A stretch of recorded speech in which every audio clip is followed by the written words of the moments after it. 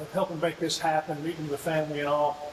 How meaningful is it now to finally see this happen? And I know you've talked to the family. How meaningful is it to them? Yes, the family's very excited. They're happy about it. They're appreciative of the recognition that we're bringing to the accomplishments of Mr. Boseman.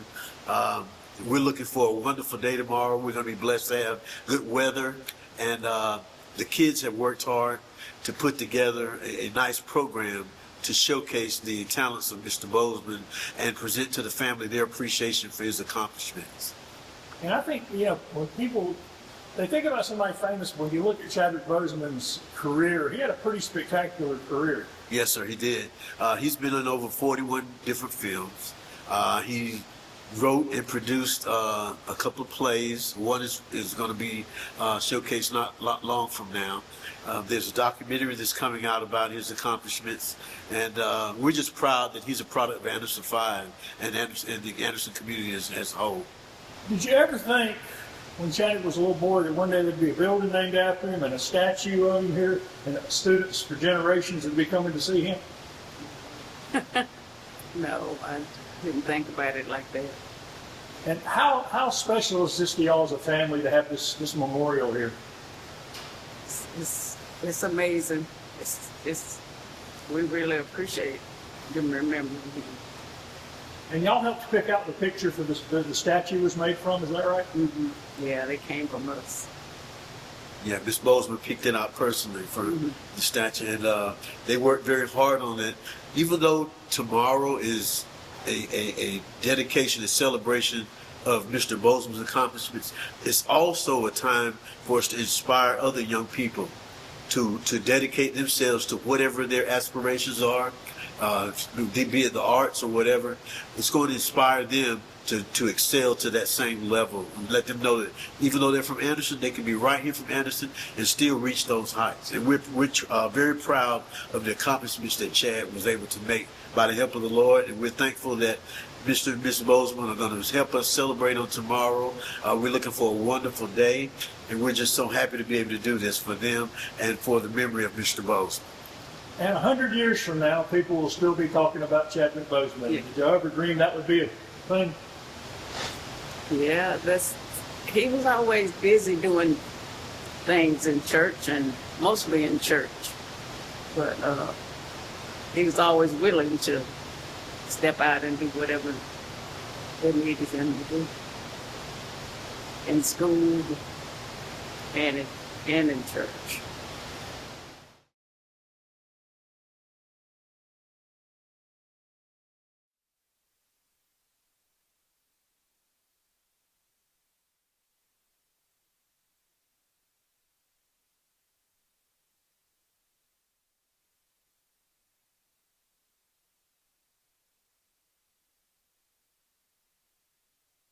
You brought him in this world.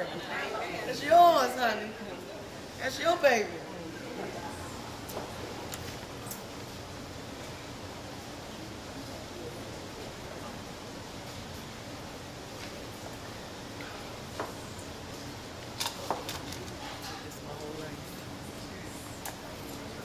We're thankful to have other members of the Boseman family here. Those of you that are family. Listen, I just these last 12 hours have been pretty full for me in regards to Chadwick. I just flew in from DC this morning. I just drove all the way from Charlotte Airport to get here. The benefit for Chadwick at the Howard Historical Howard Theater for the Chadwick Boseman College of Fine Arts. What I want you to know about that is that was a reading of Chadwick's play. A lot of people might not know that Chad was beyond an actor.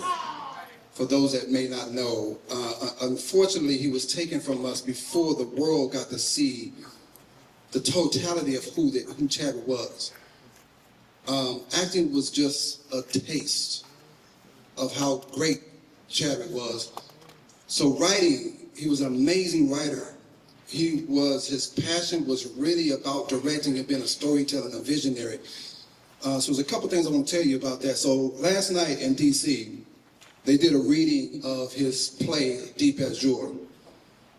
I originated that role 20 years ago in Chicago at Congo Square Theater Company, which I'm a founding ensemble member of. We did the world premiere production of that. And then we did it again at the Apollo Theater. I didn't realize that last night was the 20th anniversary of that play. And sitting there, hearing that play for the first time in 20 years, a lot of memories came back, a lot of Chadwick presence and brilliance came back. So I was full. And then to come here and to experience this dedication and honoring of Chadwick, I just think that it's amazing, and I think it's critical that we do our part, and you're doing your part, in keeping his name and his legacy alive. There's so much, I don't have enough time to tell you guys a lot about my journey with Chadwick as a young man, as a friend, as an artist, as a professional, but I'll just give you some key points just so you can have something here. I was with Chad from Howard University in terms of his career, so I saw the arc of all of that. Chadwick and I spent nights in Inglewood, California, at 3 or 4 o'clock in the morning, just talking about life, talking about this industry. And Chad was one of the most profound, most grounded young men who had an old soul and wisdom like no other.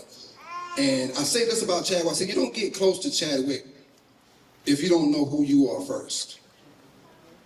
And that's, he's one of the most grounded, spiritually enlightened people I've ever been that close to. And he always made whoever came in contact with him better. And you couldn't help but be better if you wanted to be in his presence. It was just worthy of that. I remember one night when he was auditioning for 42 for Jackie Robinson. Chadwick had me up 3 or 4 o'clock in the morning reading Branch Rickey for this audition. And I said, hey, man. He was like, what you? I said, you good. Now let's do it again. I said, Chad, you good. Let's do it again.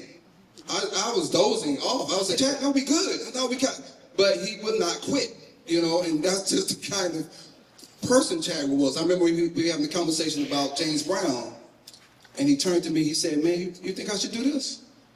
And, in retrospect, I knew he wasn't asking my permission, but it was the kind of bond we had that he felt like, hey, and I said, in my response to him, man, I wouldn't want anybody else to do it. I'm going to give you some quick little snippets real quick. Brooklyn, when he was in Brooklyn in Bed-Stuy, I was hanging out with him, and just to show how Anderson never left him, we spent literally an entire day on foot going every place we knew that had a red velvet cake in Brooklyn. Because we was debating who had the best red velvet cake. And so we decided, we're going to find out. So we walked all across Brooklyn, went to about 5 or 6 different places that had a red velvet cake. And we ate red velvet cake every time. And then we agreed that who had the best red velvet cake in Brooklyn. So if you ever go to Brooklyn, Bed-Stuy, go see the Cake Man. That's the best red velvet cake. And I'll leave you with this, because again, I don't have enough time to really talk about everything regarding my experience with Chadwick. As a director, which was really one of his biggest passions, he didn't really have a lot of opportunity. He didn't get a lot of opportunities to direct. But the last piece of film that Chadwick directed was a film that I wrote called Heaven. It's a short film. We shot it in LA. And I actually wrote it for Chadwick to star in as an actor. But when he read it, he said I wanted to direct it. We argued a little bit, but then I was like, okay, Chad, go ahead and direct it. So he ends up directing it. Funny little situation on set one day. I'm sitting there with the makeup folks, and Chadwick, they say, hey, Chad, I want to talk to you. So I go out, and it's about 4 o'clock in the morning, and we're in the hood part of LA, because we had this hotel that was run down for the film. And we're in the parking lot, and Chad's like, hey, I gotta talk to you. I said, what's up, man? He said, this part where she takes the wig off and reveals who she is. He said, you think it would be funny if they scuffle and the wig fall off? This is a heavy drama. I said, yeah, Chad, it's gonna be funny. He said, you sure? I said, nah, it's just good, but I'm gonna have to laugh if I see the wig fall off in the fight. So Chadwick is like, let's work it out. We're in the parking lot, 3 o'clock in the morning, you know, and Chad was into martial arts, all kind of stuff. You're like, so he and I in the parking lot, scuffing it on the pavement, and he's trying to figure out, okay, what if the wig came off right here? But what if I did that and the wig came off right here? And I was like, no, Chad, it's gonna be funny. But that's just the kind of artist that Chadwick was, that he put everything he had into the work. So I'm gonna stop there with just that, because there's just so much I can tell you guys about Chadwick.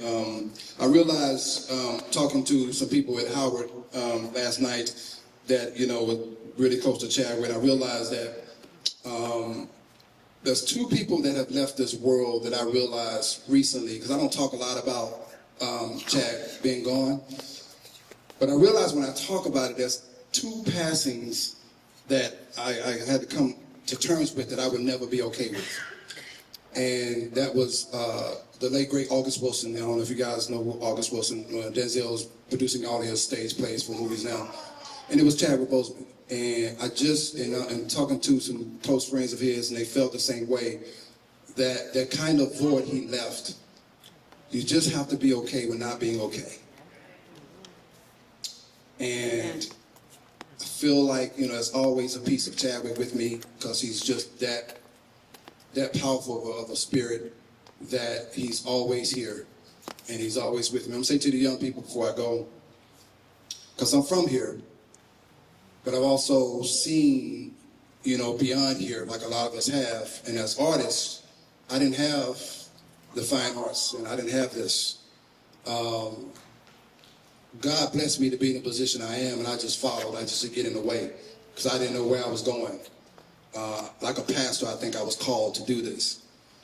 But I'm gonna say this to those that are here, because I teach young people, I teach artists as well. And this is something I run into when I start to teach, is the mindset. Anderson is where I'm from, but trust you gotta dream bigger than this. And there's a culture, there's a community, right? You have to dream bigger than your community. Your community can support you, but don't lose your passion and your dream when your community don't support you, because sometimes they don't have the vision. Sometimes they don't know how to feed your dream. Your mama might not be the best person for you to tell your dream to. Your mama gotta be mama sometimes. Because sometimes mama will say no because mama has her own journey. And mama might have went this far, but you might try to go this far. And sometimes we don't know that when we're this far, how we're holding our kids and other, you know, people back, because we didn't see beyond that ourselves. So my point to young people, you have to love yourself more than anybody else in this world. And you have to believe in yourself, and you have to align yourself with people that constantly feed you positivity and constantly speaking things into you that keeps you going. And don't get caught up in the labels that people have in your life, like mom, dad. Those are labels, right? Because sometimes those people are not filling the position in the way that you need them to keep you going. This ain't knocking on parents, because I'm a parent too. I got kids here too, so. But I'm just trying to give the kids something, because I've seen too many. Once I started teaching, I saw a lot of local young people mentally trapped by what people in the community have told them, and how they're holding them back emotionally. And it's like, you got to break out of that and know that you can go beyond. In the community that you have, you lean into them for support in the way that they can support you. But you got to know that you got to trust what you've been called to do greater things. So I just want to say that. Thank you guys for having me today. And that's long live Chadwick Boseman. Amen. To God be the glory. We're glad to be here today, aren't we? It's a blessed day. A day where we get to celebrate one of our own. A day that we won't ever forget. A day that these young folks can remember that we came together as one to celebrate our brother and son, Chad. all that he gave, all that he did in such a short period of time. Let that be, young folks, let that be a testimony to you in itself. 42 years is what God gave him. But in that time, because of such great, excellent, awesome raising, upbringing from the parents, amen? Amen. Amen.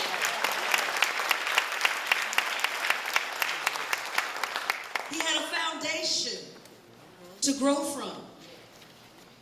Respect, love, support, and certainly a Bible to show him the way. I remember the day he passed. And for me, it was like my father had passed all over again. It's like I had to go through it all over again. But I am so happy that God brought our families together. Because it was a no-brainer for me to come here today. No-brainer. Let us look at his life, young folks. Study him. Study what he did. Because he has left such an impact, it will never be erased. We learn not from lecture, we learn from living. So the life that he lived, we can learn from. I thank God again. He came down for the weekend before doing the movie, Get On Up, about my dad. Him and the director, Tate Taylor, to spend the weekend with me and my mom and my sister and my husband to learn more about my father. Me and my husband had a seafood restaurant, so we took him to the restaurant, and so we all got fish sandwiches. I said sandwiches. I say sandwiches. We got fish sandwiches, okay? And we just sat around and talked just like cousins do, Dion, sister cousin, and just had a good time so that he could learn about the Godfather's son.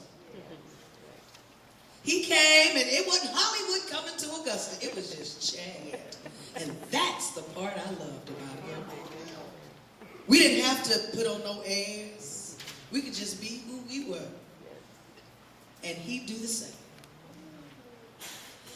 So I give to the community of Anderson, South Carolina, to the state, we have a beautiful son that we can continue loving on, the legacy that he left. So I thank you, Mr. K, for having me here today. God bless his parents, his family.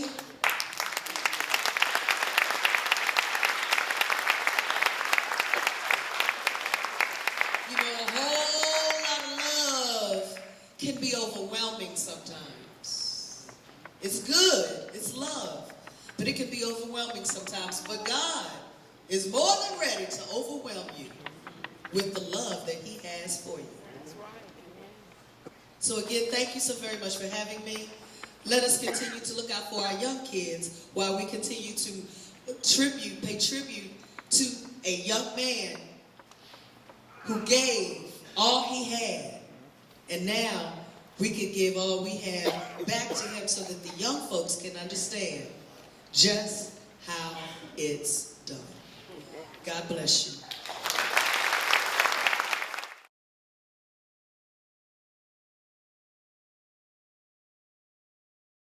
It's been a long time coming for the district. How meaningful do you think this will be for the students here and also just for the district as a whole? This is kind of the first time you've had a building named after a former student and something, you know, that kind of... Oh, yeah, no, this is great. I mean, not only for the students and the faculty here at Southwood, but I mean, for the entire community, particularly the Southwood community. I mean, this school kind of serves as a hub for this community. Obviously, this is an amazing facility. It was an amazing facility a couple of years ago when we opened it, and to just be able to name it after Chadwick Boseman, who obviously meant so much to so many people and had such a huge impact here in Anderson and across the nation, across the world. You know, it's a great opportunity for people to see. It's kind of cool. You know, obviously, you know, students can watch his movies and then, you know, come and take an arts course at Southwood and perform at the Chadwick Boseman Fine Arts Auditorium. So Fine Arts Center. So it's just a great opportunity for them, and it's an exciting thing to have here in Anderson. Did it take longer than you think? You announced it like a year ago. Right. Did it take longer than you thought? It takes a long time to get things right. The good thing is we're very confident that, this is what, not only the family kind of wanted, and I think they'll appreciate, but, just that first class, stuff that, Anderson 5 is known for. The sculpture is obviously amazing. There was a lot of back and forth. It was great because the family was able to pick the exact photo they wanted to use to represent Chadwick and his likeness. So actually it's the photo from when he received his honorary doctorate from Howard University. So we were communicating with Howard University, making sure that we could inscribe their name into the medal, and just all those little fine details that really kind of set things apart. So it's a great thing here in Anderson 5. Take time out of your busy day to come here for this event today, because I know you guys are involved in a lot of things. And I also want to ask you what the foundation is about and what y'all do. The James Brown Family Foundation is a foundation that we started after the passing of my father. Music education was very important. Philanthropy to him was very important. And so we created the foundation so that we could continue his charitable work, because it meant a lot to him, and music education had a special place in his heart. And so that is something that we took on. We've been doing it for 14 years, the James Brown Academy of Music Pupils in Augusta, Georgia, where we teach children how to play instruments, how to read music, and to give them something positive so they can stay off the streets, a good discipline. So it's something that my father believed in. So we continue to do that and other projects through the James Brown Family Foundation. But I came here today because Chad is family. He was just a phenomenal person, a phenomenal human being, and he had a heart. And I was just seeing these young kids today performing, this is what he was about. He was about giving back and helping, pull up the young folks. Him and my son had a great relationship working on the film about my dad, Get On Up, down in Mississippi. And my son learned a lot from Chad. He came and he spent the weekend with us so he could learn about my dad.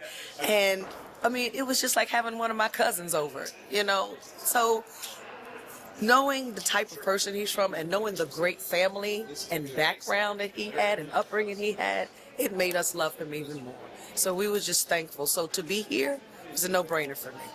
And this place is a tribute to Chad, but it's also part of your dad's legacy, too.